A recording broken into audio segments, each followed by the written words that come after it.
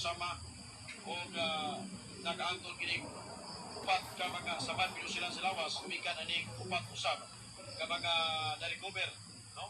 Siguro ato i-confirma ni kung pila gina naigo magkasama sa lawas dili mo biktima kay sumala sa crime scene sa crime scene magkasama na-recover ang upat ka mga uwing bala, pasus bala.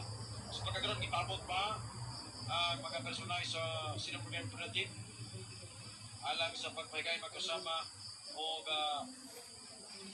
investigation nila binigyan paglantaw sa mga anggulo aning pagpamusil nga natigayon diri mismo sa may purong lapu-lapu tingkuwas Dumalinaw. So di ang mga otoridad na binigyan ang Dumalinaw Municipal Police Station uban ang second Provincial Mobile Force Company o ang Sampuangan de la Sur Police Provincial Office sa pagpahigayon o investigasyon sa naasoy nga pagpamusil mga kasama. So inisyal na ang report no nakuha na to sa atong mga kabanan alang sa nining pagitabo mga kasama nga natigayon diri mismo.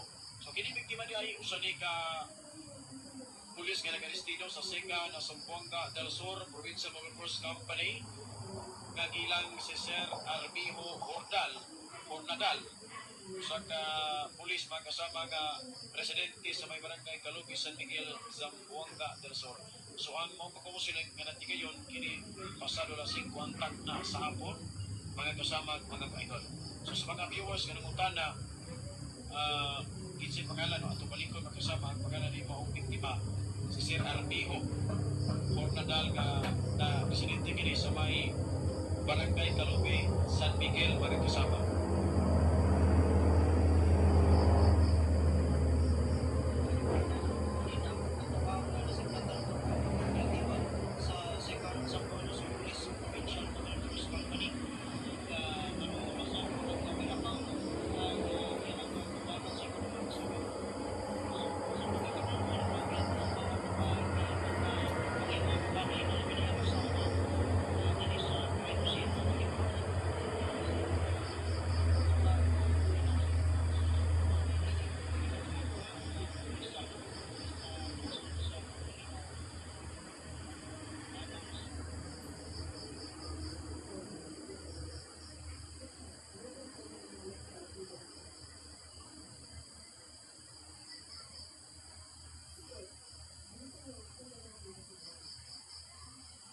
Bago yung asawa daw sa